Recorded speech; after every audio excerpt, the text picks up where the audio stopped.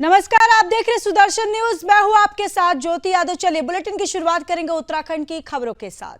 Haldwani RTO office में अचानक मुख्यमंत्री पुष्कर सिंह धामी पहुंचे, जहां आरटीओ ऑफिस का औचक निरीक्षण किया और साथ ही साथ निरीक्षण करने के बाद उन्होंने वहां पर जायजा लिया, व्यवस्थाओं की जांच कर अधिकारियों को जरूरी दिशा निर्देश दिए हैं। प्रदेश भर के कार्यालयों में मुस्तैदी से काम हो रहा है, इसका उन्होंने जायजा लिया है। साथ ही साथ मुख्यमंत्री कभी भी कर सकते हैं औचक निरीक्षण।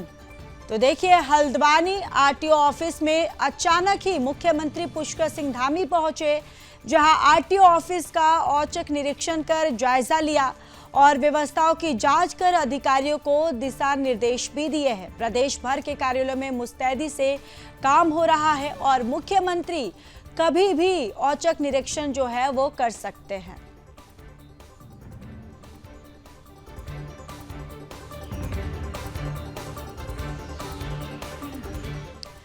तो वहीं राज्यपाल गुरमीत सिंह ने देहरादून के उत्तराखंड युद्ध स्मारक शौर्य स्थल से वायुसेना के वायु वीर विजेता कार रैली को रवाना किया। इस दौरान राज्यपाल गुरमीत सिंह के साथ प्रदेश के पूर्व मुख्यमंत्री डॉक्टर रमेश पोखरियाल निशंक और सेना के तमाम अधिकारी भी मौजूद रहे। देहरादून से ये रैली आगरा, लखनऊ, दरभंगा, बागडोगरा, हाशिममारा और गुवाहाटी से होते हुए 27 अक्टूबर को तवांग पहुंचेगी। रैली मार्ग में आने वाले युद्ध स्मारकों का भी दौरा करेगी। आपको ये भी जानकारी देते चले कि वायु वीर विजेता कार रैली को केंद्रीय राजमार्ग राज्य मंत्री हर्ष मल्होत्रा ने बीते 8 अक्टूबर को लद्दाख के थोई से औपचारिक रूप से हरी झंडी दिखाकर रवाना किया था और ये रैली जो है ये बीते सोमवार को देहरादून पहुंचेगी और टीम के सदस्य अपने पड़ाव के दौरान कॉलेजों और विश्वविद्यालयों में युवाओं से बातचीत करेंगे और साथ ही साथ पूर्वोत्तर के छात्र, विशेषकर अरुणाचल प्रदेश में जहां रैली जो है वो आखिर में पहुंचेगी, वहां पारंपरिक अंदाज में रैली का स्वागत करेंगे और कार रैली में भारतीय वायुसेना, थल सेना, सेना के दिग्गज और पीडब्ल्यूडीएम सदस्य जो है वो शामिल रहेंगे। रैली का उद्देश्य युवाओं को भारतीय सशस्त्र बलों से शामिल करने के लिए प्रेरित करना और आम लोगों के बीच वायुसेना की उपलब्धियों के बारे में जानकारी लेना।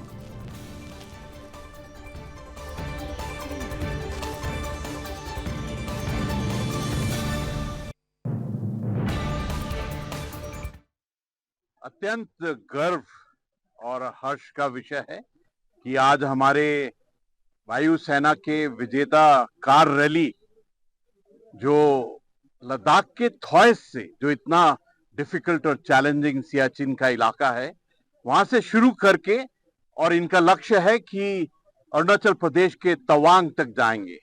यानी कि 7000 किलोमीटर की कार रैली करना अपने आप में किस दृढ़ निश्चय को संबोधित करता है, क्या संकेत है। ये सचमुच मैं कहूंगा कि हमारी भारतीय वायुसेना है जो एक ब्रेवरी, करेज, साहस, शौर्य एक तरफ और दूसरी तरफ एक्सीलेंस, जो टेक्नोलॉजी, मॉडर्नाइजेशन, सेल्फ रिलायंस है, उसका एक बहुत बड़ा संदेश है।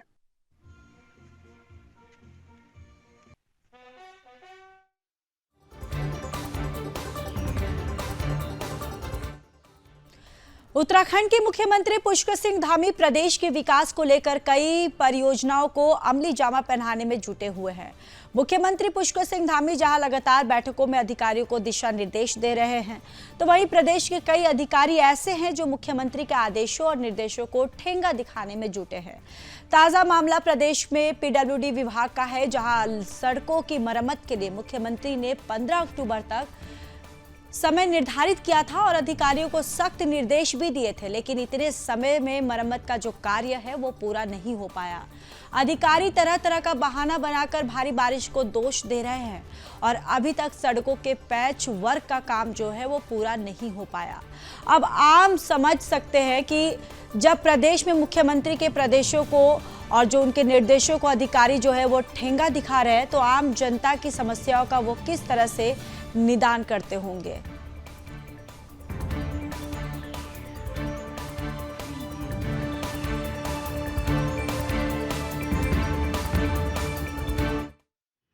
मैं नहीं बाइट दे पाऊंगा एक्चुअली आज तक की डेट है, मेरी बात सुन, आज तक की डेट है, शाम तक मेरी रिपोर्ट आने दो, उसके बाद जो है बाइट करने से फायदा होगा। ऐसे इन कल तक की स्थिति अब बताने का टाइम नहीं, आज ड्यू डेट है, शाम को मुझे फाइनल रिपोर्ट आने दो, तब जो है। उत्तराखंड में मॉनसून के दौरान प्रदेश की सड़कें खस्ता हाल हो चुकी थी। सभी सड़कों में बड़े बड़े गड्ढे इस टाइम पर देखने को मिल रहे हैं, जिनको सही करने के लिए मुख्यमंत्री पुष्कर सिंह धामी ने आज का यानी कि 15 अक्टूबर तक का समय विभाग को दिया था कि सभी सड़कें जो हैं वे गड्ढा मुक्त 15 अक्टूबर तक हो जाए। आज 15 अक्टूबर है, लेकिन सड़कों की हालात जस के तस बने हुए हैं। सभी सड़कों में जो है वो बड़े बड़े गड्ढे आज भी देख सकते हैं, क्योंकि लगातार जो जनता है वो लगातार परेशान है सड़कों पर चलने के लिए, क्योंकि जब भी हल्की सी बारिश होती है उन गड्ढों में भारी पानी भर जाता है। तो उसको सही करने के लिए मुख्यमंत्री पुष्कर सिंह धामी ने आदेश विभाग को दिए थे, लेकिन मुख्यमंत्री के इतने बड़े आदेश को भी फॉलो अप विभाग ने सही से नहीं किया, क्योंकि सड़कें आज भी बता रही है कि वह कितनी ज्यादा गड्ढे मुक्त हुई है। सवाल पीडब्ल्यूडी के प्रमुख अभियंता पे उठता है, दीपक यादव पे, क्या उनकी कार्यशैली रही, आखिर क्यों 15 अक्टूबर तक गड्ढे मुक्त उत्तराखंड में नहीं हो पाए हैं। राजधानी देहरादून में ही जब जगह जगह पर गड्ढे हैं तो गांव देहात ग्रामीण क्षेत्र में क्या हाल होगा आप साफ अंदाजा लगा सकते हैं। प्रमुख अभियंता दीपक यादव से जब हमने बात करने की कोशिश करी तो उन्होंने साफ कहा कि मेरे पास अभी बात करने का समय नहीं है, शाम तक रिपोर्ट आएगी उसके बाद हम आपको बताएंगे। लेकिन सवाल का जवाब उन्होंने नहीं दिया कि आखिर आज तक गड्ढे मुक्त नहीं हो पाए हैं। अब सवाल यही है कि प्रदेश के जो गड्ढे बड़े बड़े सड़कों पर हुए गड्ढा मुक्त कब हो पाएंगे और कब प्रदेश के मुख्यमंत्री पुष्कर सिंह धामी के आदेश का पालन जो है वो सही समय पर किया जाएगा। देहरादून से मैं कृष्णा कुमार, सुदर्शन न्यूज के लिए।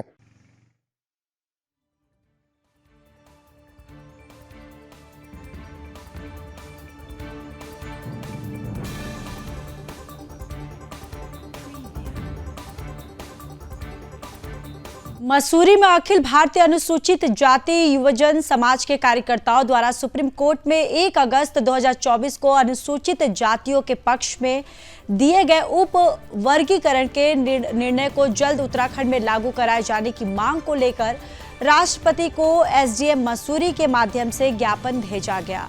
आपको बताते चले कि ये ज्ञापन प्रदेश संरक्षक सुशील राठी और प्रदेश अध्यक्ष विकास चौहान के नेतृत्व में राष्ट्रपति को भेजा गया है। वहीं इससे पहले अखिल भारतीय अनुसूचित जाति युवजन समाज के कार्यकर्ताओं ने मसूरी के गांधी चौक से लेकर अंबेडकर चौक तक पद यात्रा निकालकर सुप्रीम कोर्ट द्वारा 1 अगस्त 2024 को अनुसूचित जातियों के पक्ष में दिए गए उप वर्गीकरण का निर्णय जो है उसका आभार व्यक्त किया। वहीं सुप्रीम कोर्ट के फैसले के अनुसार आरक्षण से वंचित जातियों का वर्गीकरण करके उत्तराखंड प्रदेश में जल्द लागू किए जाने की मांग की गई। अखिल भारतीय अनुसूचित जाति युवजन समाज राष्ट्रीय महामंत्री सुमित चंदेल, प्रदेश प्रभारी सुशील राठी और प्रदेश अध्यक्ष विकास चौहान ने कहा कि सर्वोच्च न्यायालय की 7 न्यायाधीशों की पीठ द्वारा अनुसूचित जातियों के उप वर्गीकरण का फैसला दिया है, जिसका वह आभार व्यक्त करते हैं। उन्होंने कहा कि देश के कुछ असामाजिक तत्व संविधान से छेड़छाड़ कर अनुसूचित जनजातियों के अधिकारों से खेलने का काम कर रहे हैं, जिनको किसी भी हाल में बर्दाश्त नहीं किया जाएगा।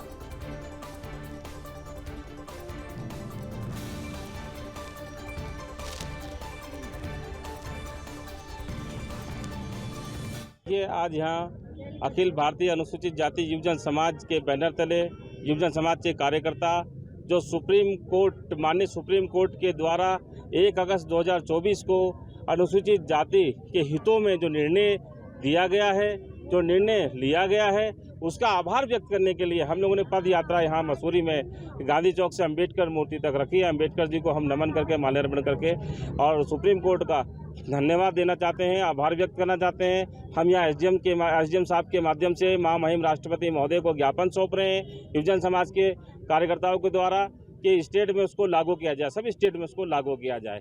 अखिल भारतीय अनुसूचित जाति युवजन समाज के बैनर तले समाज को एकजुट करने के लिए और समाज को एक तरह से जानकारी और अच्छे से मुहैया कराने के लिए जो आदरणीय सुप्रीम कोर्ट का जो फैसला आया है, जिसके अंदर क्रीमी लेयर्स को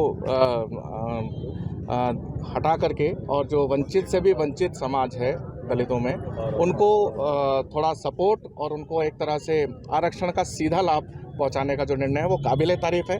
सुप्रीम कोर्ट के इस फैसले का युवजन समाज की ओर से, सभी साथियों की ओर से हम बहुत बहुत दिल से धन्यवाद करते हैं और यहाँ पर ज्ञापन दिया जाएगा BSDM साहब को।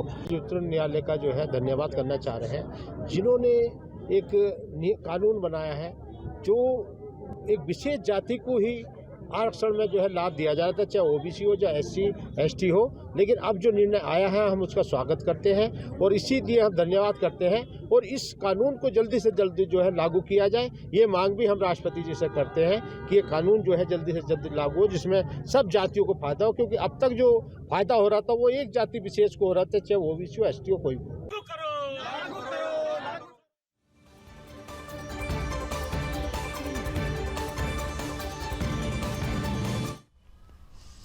तो चलिए अब आगे बढ़ते हैं, बात कर लेते हैं खटीमा की। खटीमा फाइबर्स लिमिटेड में व्यवसायों को 6 करोड़ रुपए की बकाया धनराशि नहीं मिलने पर नए मैनेजमेंट का घेराव किया गया।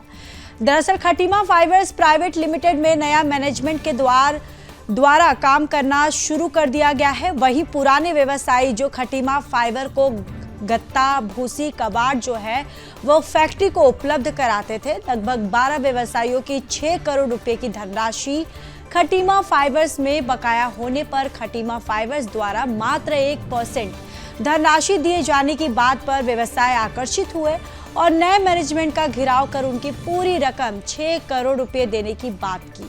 वहीं खटीमा विधायक भुवन कापड़ी ने भी व्यवसायियों के पक्ष में नए मैनेजमेंट के सामने बात रखी है, जिस पर महावीर प्रसाद अग्रवाल कमर्शियल एडवाइजर का कहना है कि व्यवसायियों के केस कोर्ट में विचाराधीन है और इस पर उनका यहाँ पर कोई लीगल प्रोसेस नहीं बनता, क्योंकि विधायक भुवन कापड़ी ने बात रखी है तो उच्च मैनेजमेंट से बात की जाएगी। वहीं विधायक भुवन कापड़ी का कहना है कि फैक्ट्री के प्रबंधन द्वारा 15 दिन का समय दिया गया है। अगर 15 दिन के अंदर व्यवसायियों को उनका धन नहीं मिला तो उस पर आगे आंदोलन के लिए बाध्य होंगे। वहीं व्यवसायी धन नहीं मिलने पर तालाबंदी करने तक की बात कर रहे थे।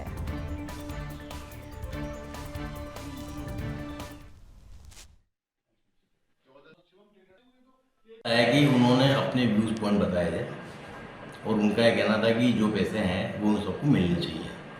हमने अपना व्यू क्लियर कट शब्दों में एक्सप्लेन करने की कोशिश करी कि ये जो मामला है ये कोर्ट के फैसले के अधीन है, इसका हमारी तरफ से कोई भी कंप्लेंस के अलावा और कोई भी इशू बनता नहीं है।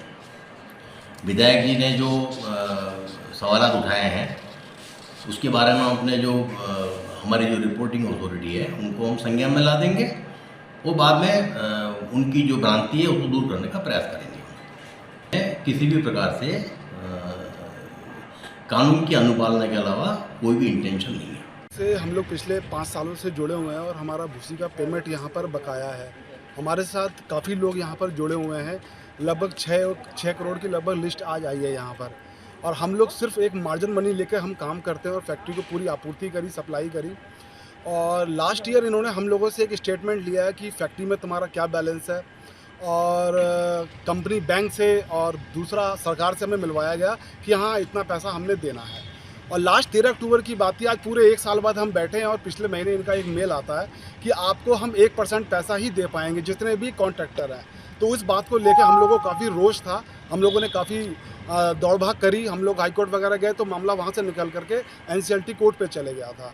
अब कोर्ट में चले गया तो मामला कोर्ट का है, तो हम लोगों ने इस फैक्ट्री को आज हम इसलिए इकट्ठे हुए हैं माननीय विधायक जी के साथ में कि जो हमारा ये 6 करोड़ रुपए है ये हमारे सभी लोगों, बहुत ही गरीब भाई हैं, सब लोग हैं और कहीं के घर में शादी है, कहीं बीमार हैं और ये पैसा इन्होंने हमारा रोका हुआ है।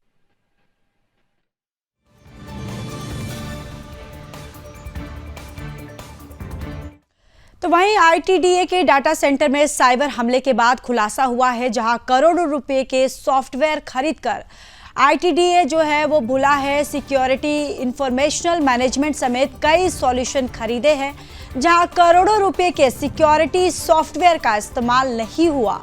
जहां 1.5 सप्ताह से अब तक साइबर हमलों से जूझ रहा ITDA और अब तक सभी वेबसाइट, ऐप जो है वो पूरी तरह से सुचारू नहीं हो पाया है और बेंगलुरु कंपनी अब तक व्यवस्थाओं को ठीक नहीं कर पाई है। 3 करोड़ 50 लाख से ठेका लेती है और बेंगलुरु की कंपनी जो है और आईटीडीए खराब तकनीकी व्यवस्थाओं को लेकर सीएम धामी जो है वो नाराज हैं।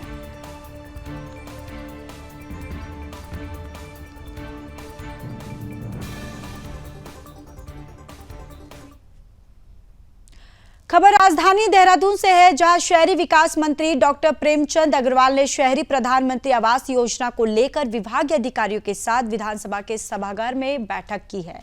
इस संबंध में जानकारी देते हुए उन्होंने बताया कि किन्हीं कारणों से शहरी प्रधानमंत्री आवास योजना में रुकावटें चल रही थी। इसके बाद मार्च 2022 में इसको फिर से शुरू किया गया। इसके आंकड़े पेश करते हुए उन्होंने बताया कि बीएलसी के माध्यम से 36 परियोजनाओं पर कार्य जो है वो चल रहा है, जिससे करीब 25,972 स्वीकृत आवास से लगभग 12,144 आवास पूरे हो चुके हैं। अभी भी लगभग 11,962 आवास जो है वो वर्तमान में निर्माणाधीन है। उन्होंने कहा कि हमारा लक्ष्य हर गरीब को छत देना और समय पर उसको लाभ पहुंचाना है।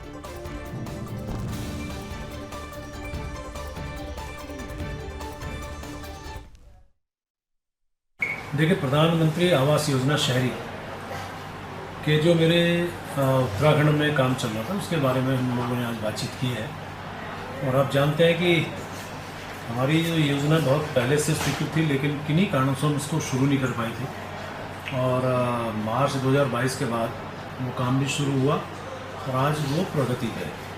हमारे यहाँ जो बीएलसी योजना है, जिसमें 36 परियोजना हमारी चल रही थी और उसमें कुल हमारे स्वीकृत आवास थे 25,972, जिसमें 12,144 पूरे हो गए और 11,962 अभी प्रगति पे है।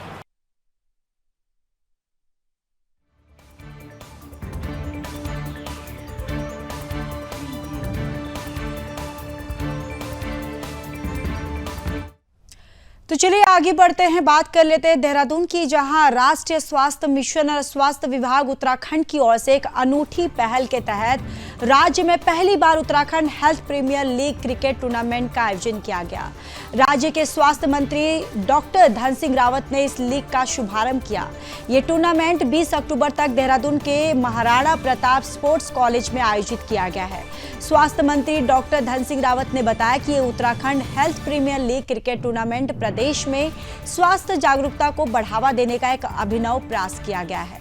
खेल के माध्यम से हम लोगों को स्वास्थ्य से जुड़ी महत्वपूर्ण जानकारी प्रदान करने की कोशिश कर रहे हैं और संपूर्ण टीकाकरण से लेकर मानसिक और शिशु स्वास्थ्य तक हर पहलू को समझाने का ये एक अनूठा तरीका है।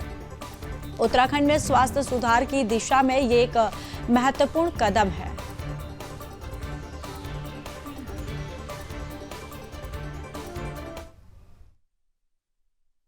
देखिए, हम लोग पहली बार ऐसा कर रहे हैं कि उत्तराखंड हेल्थ प्रीमियर लीग का आयोजन कर रहे हैं, जिसमें 8 टीमें भाग ले रहे हैं। और इसका हेतु यह है कि हमने कुछ गोल दिए हैं। हम तम्बाकू उत्तराखंड बनाना है, टीबी मुक्त उत्तराखंड बनाना है, संचारी रोगों को, तो ये हमारे सारे ब्रांड एम्बेसडर होंगे और ये इसका प्रचार भी करेंगे। और मैं कह सकता हूँ कि स्वस्थ उत्तराखंड के लिए हम सबको स्वस्थ रहना भी जरूरी है, इसलिए हमने सभी जिलों में भी आयोजन कर रहे हैं क्रिकेट प्रतियोगिता का, वॉलीबॉल का, फुटबॉल का। और मुझे लगता है कि एक अलग सा अनुभव इसमें लोगों को फील हो रहा है। और स्वास्थ्य विभाग की तरफ से एक संदेश हम दे रहे हैं कि हमको सबको स्वस्थ रहना है।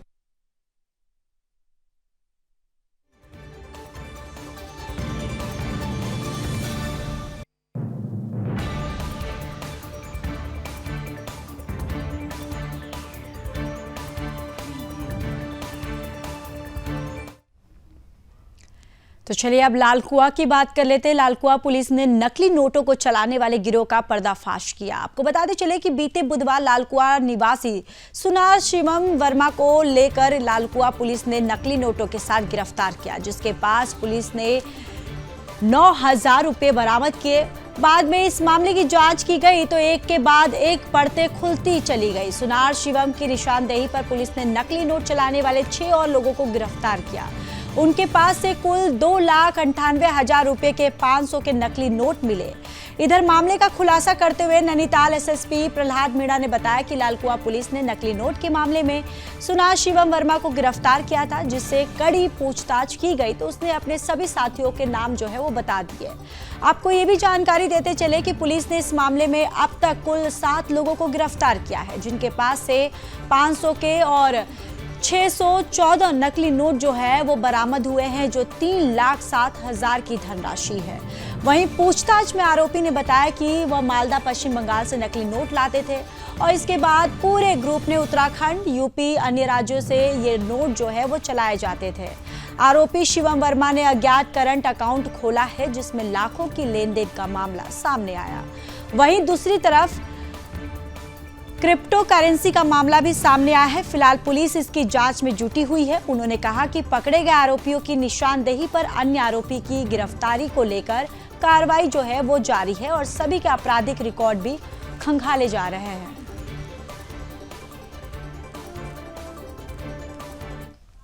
नौ अक्टूबर को लालकुआं क्षेत्र में एक अभियुक्त के कब्जे से 9,000 रुपये नकली नोट के बरामद हुए थे।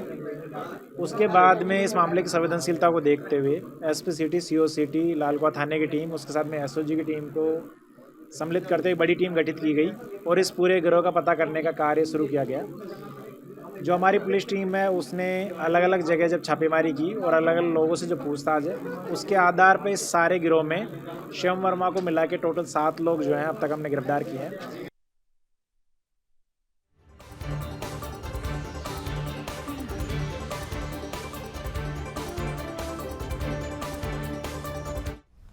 हल्द्वानी में राज्य आंदोलनकारी हरीश पनेरू ने प्रेस वार्ता करते हुए बताया कि बीते महीने 20 सितंबर को ओखला कांडा के युवक मनमोहन शर्मा को खनसियू थाने में उप निरीक्षक सादिक हुसैन और 2 सिपाही ने बेरहमी से पीटा था, जिस पर उन्होंने आंदोलन किया। आखिरकार उनके आंदोलन की जीत हुई, क्योंकि न्यायालय के निर्देश पर मामले में मुकदमा दर्ज कर विवेचना करने के निर्देश जारी किए गए।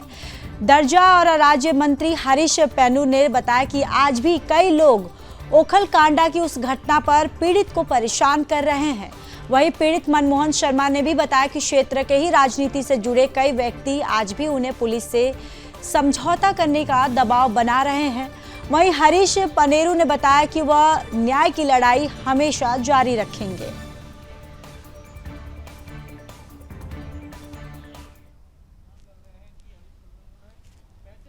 मोए मोए मदन बलगाई जी द्वारा मेरे को बार बार फ़ोन किया जा रहा है कि आप पुलिस से राजीनामा कर लो, पुलिस से किसी प्रकार की दुश्मनी मत करो, आप मारे जाओगे। इस प्रकार से वो दबाव बना रहा है और ये जो पैसे वाली बात कर रहा है बिल्कुल गलत बात है और मैं अपनी न्याय की लड़ाई लड़ना चाह रहा हूँ। इससे मुझे किसी प्रकार की दुश्मनी नहीं है। बहुत से मुझे किसी का खतरा होता है, इसमें उन लोगों के वो लोग जवाबदार रहेंगे। सीन लोग पीड़ित को न्याय दिलाने में नाकाम रहे और लगातार सत्ता पक्ष के लोगों द्वारा पीड़ित के साथ जो है धमकाया जा रहा है, उसको समझौते के लिए बाध्य किया जा रहा है। और मुझे ऐसा लगता है कि हम आप सब पत्रकार भाइयों के आशीर्वाद से उस पीड़ित को न्याय दिलाने में अब तक सफलता हमको पहली सीढ़ी के रूप में मिल चुकी है। और जिन पुलिस वालों ने इनके साथ मारपीट की और पुलिस के अधिकारियों ने जो हमें एनसीआर 6 दिन का हमें समय दिया था, 28 तारीख को हमारा आंदोलन समाप्त हुआ। 4 तारीख को पुलिस ने उस पर मुकदमा मजिस्ट्रेट से आज्ञा ले ली कि मुकदमा चलने के लिए उन पर आदेश आ गया। ये न्यायिक मजिस्ट्रेट का आदेश देख सकते हैं। अब लगातार उत्तराखंड के स्वाभिमान और उत्तराखंड के किसी नौजवान को ऐसे पीटा नहीं जाएगा। इस लड़ाई से ये साबित होता है। सितारगंज में पुलिस आवास के लिए भूमि चयनित करने के लिए डीएम उदयराज सिंह, एसएसपी मणिकांत मिश्रा और CDO Manish Kumar, SDM Pankaj Upadhyay, SP city Manoj Katyal समेत स्थानीय पुलिस और राजस्व विभाग के अधिकारियों ने राजस्व विभाग की भूमि का निरीक्षण किया है। आपको ये भी बताते चले कि सितारगंज कोतवाली के सामने तहसील गेट पर पुलिसकर्मियों के आवास निर्मित हो रहे थे। एसडीएम और तहसील के नए कार्यालय भवन के सामने पुलिस आवास बनाने में आपत्ति के चलते निर्माण कार्य रोक दिया गया था। तय हुआ था कि पुलिस आवासों के लिए राजस्व विभाग दूसरी जमीन जो है वो देगा। पिछले 2 महीने से भूमि उपलब्ध नहीं होने के कारण आवास निर्माण रुका हुआ था। वहीं कैबिनेट मंत्री सौरभ बहुगुणा ने पुलिस आवास के लिए भूमि चयन में हो रही देरी पर नाराजगी जताई थी। सोमवार को डीएम और एसएसपी के नेतृत्व में पुलिस और राजस्व विभाग के अफसर सितारगंज पहुंचे। उन्होंने सितारगंज शहर में राजस्व विभाग के 4 स्थानों पर भूमि का निरीक्षण किया। डीएम और एसएसपी ने कहा कि दोनों विभागों के अफसर आपसी सहमति बनाकर मंगलवार तक भूमि चिन्हीकरण का और प्रस्ताव जो है उनके पास भेजेंगे। इसके बाद भूमि हस्तांतरण का आवास कर बनाना शुरू कर दिया जाएगा। और साथ ही साथ आपको ये भी बताते चले कि डीएम ने राजस्व विभाग की भूमि का निरीक्षण किया है और आपत्ति के चलते रोका गया था पुलिस आवास निर्माण जो है वो। कैबिनेट मंत्री ने भूमि चयन में देरी पर नाराजगी जो है वो जताई है। उत्तराखंड के बुलेटिन में फिलहाल के लिए बस इतना ही। बाकी देश और दुनिया की तमाम बड़ी खबरों के लिए देखते रहिए सुदर्शन न्यूज। जय हिंद।